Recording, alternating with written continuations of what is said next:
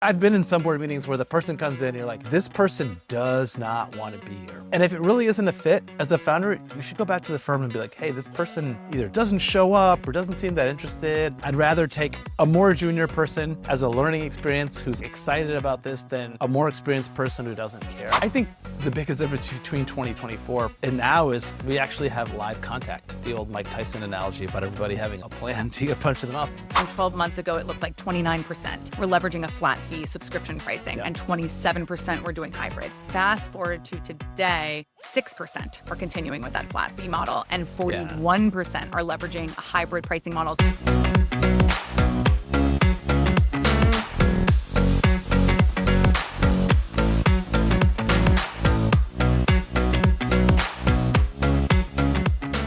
Welcome to the Learning Corner by Precursor. I'm Mia Farnham, and I'm joined by our GP and managing partner, Charles Hudson, where we will be talking through the articles and good reads that caught our team's attention over the past week. We took a break on the pod over 4th of July week, and we're really excited to jump into this week's topic. But before we do, I did want to share a shameless plug about our upcoming pre-seed bootcamp that Precursor Ventures is hosting on September 25th in New York City. It's a full day of programming for people who are maybe early on in their startup journey or thinking about starting a company. And we bring in early stage investors in our network, founders across our own portfolio, and incredible lawyers who've made their entire career supporting startups, and a lot more. And it's application-based, and we'll be launching that at the end of the week on our website and social channels. So definitely be on the lookout for that. It's one of my favorite things that we do. This will be the third installment, but the first one we've done in New York. And I really enjoy these because it's a chance to spend a bunch of time with people and get to know them in a non-transactional, non-pitch format, which for me is very hard to do. So a lot of the alums of our boot camps in the past have become friends. Some of them we've funded, some of them we've helped get funded by other people. And so I'm excited to do this in New York.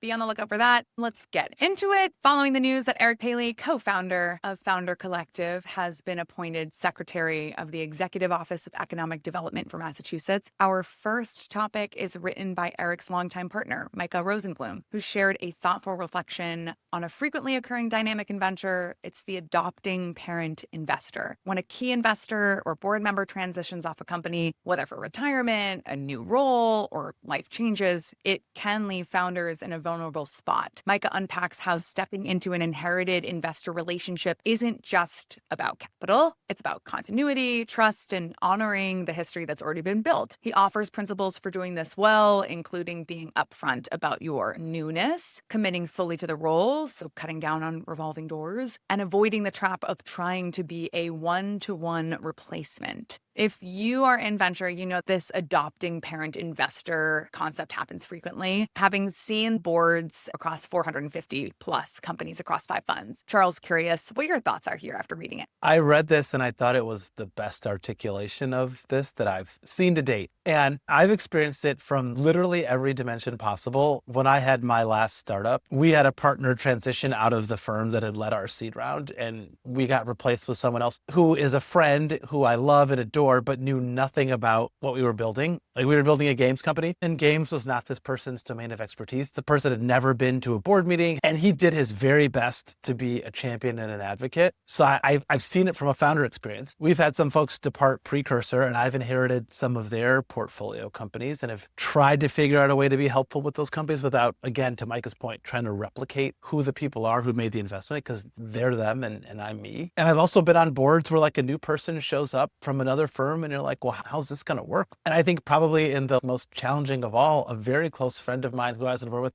passed away, and one of his partners had to step in. And I think this is becoming a much more common issue in venture, because it used to be people didn't really leave firms. And people didn't get fired, pushed out, asked to leave, decide to leave, whatever. There just wasn't that much turnover. And now we're in a world where I think there's just a lot more turnover in venture. And, rules I used to give people, which is like, oh, if you have the managing partner and founder of the firm on your board, you're probably safe. That person's not going anywhere. As we just saw with NFDG, even the managing partners of the firm can leave. And with some of the firm breakups we've seen, that's not safe. So one thing I've noticed is a lot of the firms that plan to be around for a long time and have the capacity to do so, I think I've started staffing a 1+1 model where there's a primary person on the board or a primary point person, but there's somebody else who who's the number 2 chair, who's around and familiar with the company, so that if anything were to happen to the primary person, there is in fact somebody up to speed. This is really hard to do though if you're a small seed firm and you're maxed out on board capacity and maybe you only have 2 partners. You're like, look, we can't have every partner and every deal. But I do think it's more important than ever to think about what you're going to do. And I think the one thing that Micah said of all the things that I think is really important is don't try to be the person you replaced. Just come in and be yourself. And also just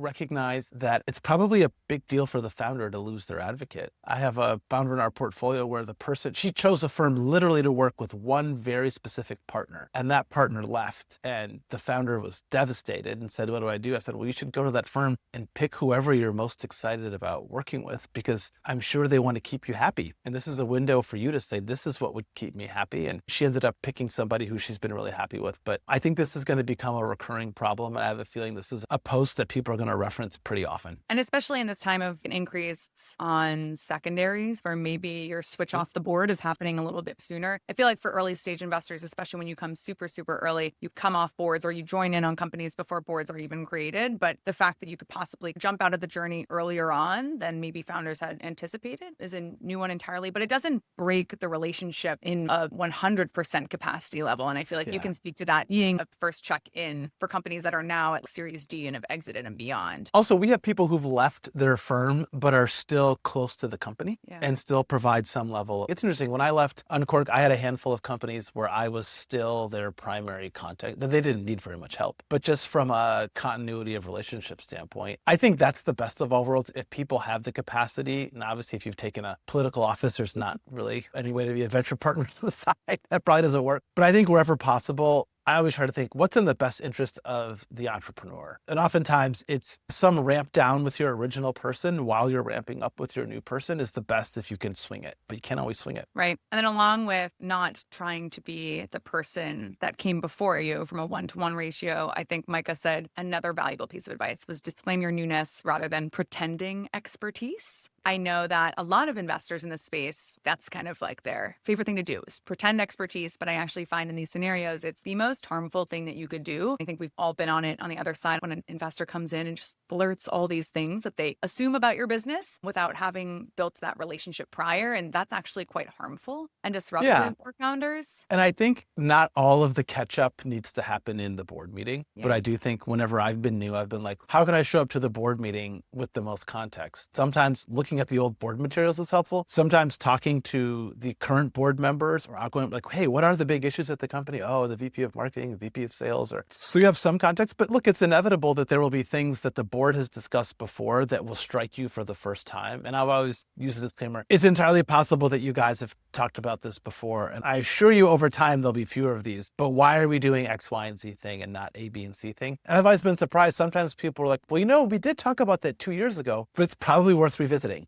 because things have changed or the world's different or here's some new piece of information that we didn't have at the time. And so I do think sometimes being new with fresh eyes is actually helpful and allows you to provide context in a way that someone who's been doing it for a while won't or can't. And I find for even folks who maybe are the more junior replacement for somebody who came before you on a board, the most valuable piece of advice that I think I got from another managing partner at a different fund was the best set of skills you can develop early on in those boards is being like a very active listener. You don't need to make a splash and create a whole host of 7 different ideas that you have for the roadmap of the company. I agree. Any recommendations, Charles, for founders on navigating this that you already haven't provided? I do think it's always good to find out who's going to be the person taking over. 2 things. What's their baseline knowledge of the business? And candidly, what's their baseline level of interest? Not to use a Curb Your Enthusiasm reference, but sometimes these things get foisted on people. And it's not fun when I've been in some board meetings where the person comes in and you're like, this person does not want to be here. This person drew the straw that they had to take this board seat. And like their body language from day one is such that my firm is making me do this. And if it really isn't a fit as a founder, you should go back to the firm and be like, hey, this person either doesn't show up or doesn't seem that interested. I'd rather take a more junior person as a learning experience who's excited about this than a more experienced person who doesn't care. And so I'd say if the first match really is a misfire, don't be shy about going back to the firm. Also, everyone else on the board who's remaining there probably knows that too.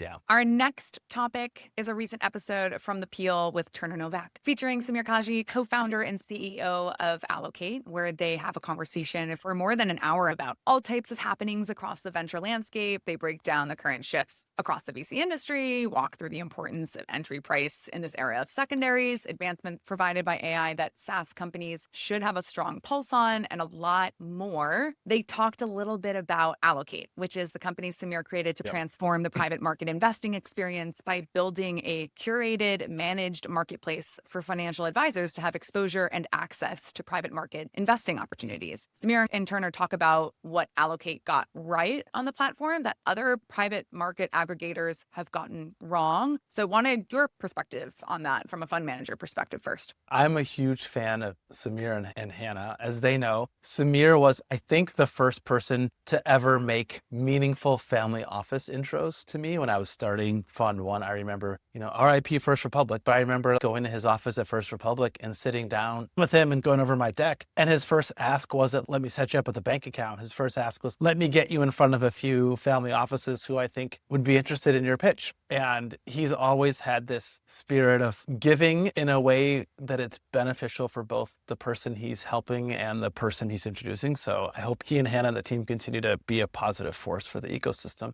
I really like this episode. I don't always listen to things north of an hour. It's a big ask. But in this case, I really did feel like there were a lot of really important things that got discussed. One was, if you're a fund manager and you're struggling with positioning and marketing your fund, I really encourage you to listen to the middle chunk of this episode, because a lot of the wisdom that Samir drops in this episode is about how to position and market yourself as a fund manager. And ironically, some of it is directly saying, do this, don't do this. Yeah. But some of it's also just talking about how they positioned Allocate. And I think one of the big things they understood was to have a product that works for the RIA and family office channel. You need really awesome funds on the platform, but you also have to think about what are the problems that those folks are trying to solve. And as somebody who's begrudgingly or maybe accidentally become an LP in over 40 funds, including mine, I have 50 different portal logins I have to go to find my K1s and financial. There are all these challenges that they've solved, but I think they worked backwards from, if we were going to make this available to many more people, what we have to solve. I think the other thing that I really liked about this episode is something that, we're doing internally. Samir is playing with a lot of AI tools directly himself. And I think everybody should be doing this, because otherwise, one of two things can happen. You can become overly cynical because you used ChatGPT once and it hallucinated and you're like, none of this stuff works. Or you just read the headlines and you're like, oh, AI is perfect and beautiful and magical and I'm not going to have a job in a while. And I think the answer is most of this stuff works well enough for you to see that it's going to be a big deal in the future, but a lot of it still requires supervision. And I just thought Samir, I think, knows maybe more about the world of FOs and RIAs and how they're thinking about venture as an asset class. And there's just a ton of wisdom in, everything from how do those folks really think about big firms? How do they think about portfolio construction? And then the thing that's hard to get, how do the clients of the people who are on Allocate think about venture? And so I just thought it was a really great conversation. And if you have time, it's well worth a listen. And he's got a lot of really good insights. Going back to your AI comment, I think a lot of my LP friends are maybe a little bit wary about using AI tools themselves or spending time learning about them. And I think that's the most valuable thing you can do, because I assume that when you're getting pitched by fund managers, they're going to tell you about all these different bespoke AI tooling that they've built across the fund. And it all sounds really wonderful and unique. But if you take a look under the hood, and if you did a little bit more research on your own, you would know that it's quite similar to what 5 other funds down the street are doing. And so I think that's the biggest benefit of actually making sure that you're getting smart on those things as well as the space is evolving. I think so. And I think the other thing that I'll say is, I do think one part of that interview, I really like, Samir was like, look, I think a lot about, well, what are the many roles that Cambridge Associates fulfills? One is vetting fund managers on behalf of other people. And having spent time with Samir, I really think they have a point of view that I agree with, which is they want people to be successful in venture. They want people to put money into the category and get money back. But to do that, you have to invest in good funds. And somebody's got to help you figure out what the good funds look like. And my fear is always that we'll meet family offices and they'll tell me they're in a bunch of funds. And I'm like, well, I know none of those funds have performed. And that is going to color your viewpoint on whether venture is a good asset class. And so I think having somebody who can also be a bit of an arbiter of quality is really important. I talk about this a lot, of just having somebody who could kind of bridge and share a little bit more color on what's out there in the market for LPs to help make that decision, I think is something that we're maybe seeing up across the ecosystem. A conversation thread that they both had was on the importance of timing the market from a selling standpoint for early stage investors looking to get liquidity from a secondary opportunity. A really good quote I heard was something along the lines of, you can't control the exit price, but you absolutely can control the entry price. So the price that you come in on from an initial check writing standpoint. How do we marry that concept and discipline with sky-high valuations of companies raising money across AI today? And I know we've had a lot of internal conversations around, like, now with this AI talent war, I think a lot of interesting investments that maybe aren't as wonderful as they would have thought they would be are going to get bailed out because there are people who are willing to put money to buy the talent themselves. So, like, how do you detangle all of this? A long time ago, someone told me not every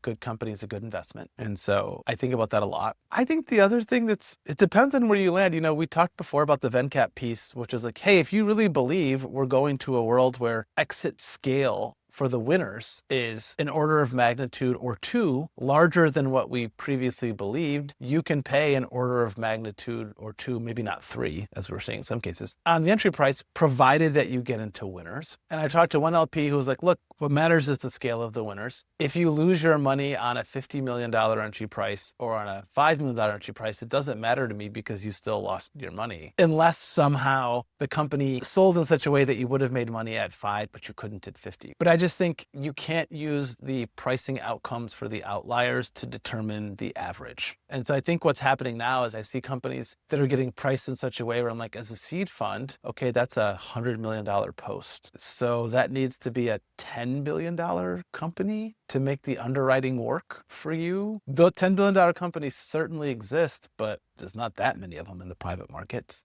And the ones that are supported by, for the most part, by real revenue and product. And a lot of these companies are being assigned very high valuations with very little evidence of what they're going to build on the other side. And so I find it hard under our model. We're a sub $100 million fund. I think entry price really matters. And, you know, there's 10 or 15% of the time when we're going to stretch and do something at north of 20 and south of 50, but I wouldn't want to build our entire fund with those entry price. And at the same time, I have friends who that's all they do. They're like, I just want things at 30 to 50 and I want to buy 10%. And I think these are truly exceptional, special companies that are going to be worth billions or tens of billions of dollars. And I just think that's a very different way to invest. Well, our last topic is a piece published by Emergence Capital, co-written by Jake Saper, Josh Bloom, and Madhavan Ramanujam, discussing the art of pricing AI software. The piece delves into the most frequently asked question today: how should I price my AI product? We've talked about the many different models on the podcast: seat, usage, outcome-based, hybrid. And throughout the piece, the authors do a really great job of outlining what has changed about pricing in this evolving AI landscape. The piece highlights 3 fundamental shifts that are affecting software pricing as it pertains to AI. 1, AI enables true outcomes-based pricing. 2, AI taps labor budgets.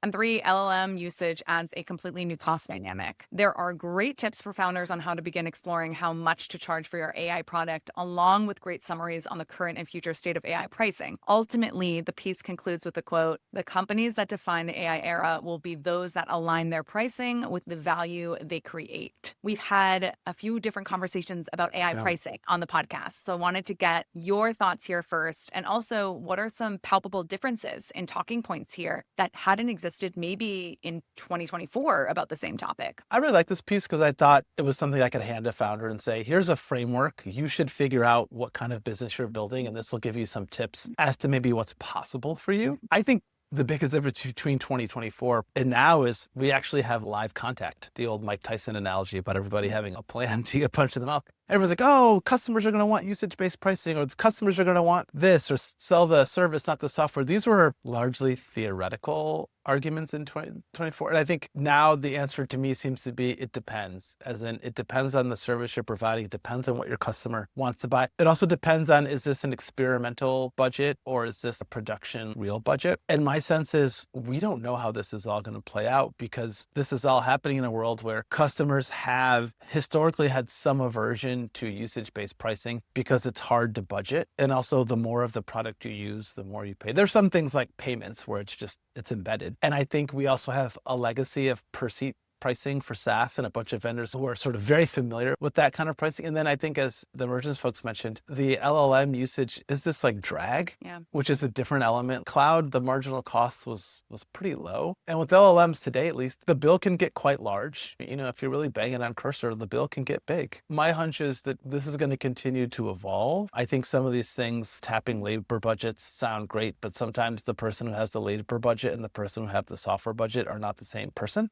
Yeah. And so how do you even deal with the internal silos at companies? And the outcomes thing, to me, is very interesting, but what's an outcome worth seems to me to depend a lot on the company and their customers. So to me, I read this as this is a very good framework for figuring out a starting point if you're a software provider. But we're all going to have to learn together over the next couple of years. And I wouldn't be surprised if there is no dominant model. That if in the end we end up with, for different products, there's a slightly different way that people pay for it. But within product categories, there's some standardization. Yeah, it's really clear right now when they shared a really good graphic about where AI product pricing was 12 months ago and where it is today. Clearly, we're still mixed. I think 12 months ago, it looked like 29%. We're leveraging a flat fee subscription pricing and 27% we're doing hybrid. Fast forward to today, 6% are continuing with that flat fee model and 41% are leveraging a hybrid pricing model. So to your point, we still don't know, but we know it's a mix, or we're at least that's what we're testing out. And I'm guessing that a bunch of those people who gave people a flat fee realized they were paying more for compute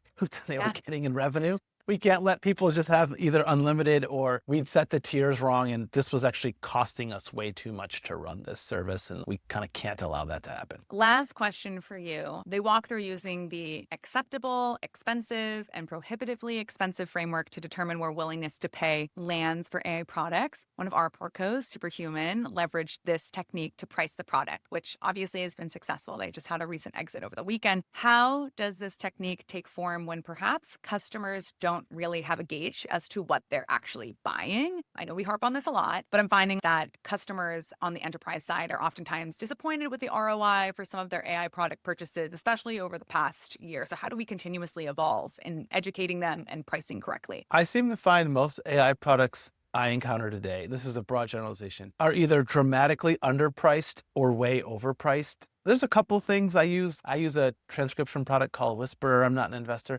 Whisper feels like maybe about right. I just think the intuition here is good because I think most startup founders, if I were to generalize, underprice their product because they don't want price to be a reason that early customers say no. And they end up making the product too cheap. And if you just say instead, we're going to anchor our pricing on something that feels like it will cause the person to pause and think about it, but where they will still ultimately say yes, that's a better instinct. Yeah. Like not being able to test the willingness to pay. And I have a list of them in my head and I'm not going to name them on the podcast, but like I'm using them all for literally $0, if not less than $9 a month. And it has not changed since I started using it 9 months ago. And also I think the problem is if you don't change the price in a specific period of time, there are other tools that have jumped into the space also. So instead of me deciding to increase what I pay for the product, maybe I will just go for something else. I think it's interesting that ChatGPT is $20, but so is Claude. ChatGPT Pro is $200. Sometimes the person who goes first sort of sets the reference price. By the way, the pricing work that the 49 Palms folks have done is really good for people who are looking for tips. I think those guys are excellent. But ChatGPT has told me that general purpose access to an LLM for a base paid level should be around $20. Yeah. Why $20? Because they made it $20. I don't know. Because they made it $20. If they made it $10, that'd be my reference price. And now someone wanted me to pay $50 for their LLM. I'd be like, well, ChatGPT and Anthropic are both $20 a month. Like, why are you 2.5 times as expensive? That doesn't make any sense. It's all going to be hand-holding customers also on the enterprise side of educating them what's available that other folks don't offer. And that's what kind of warrants the price increase, but I don't know how long that's going to take. Well, we are all out of time today. Thank you, Charles, for joining in. Thank you to our listeners for jumping in. Please like and subscribe, and we will talk with you all next week.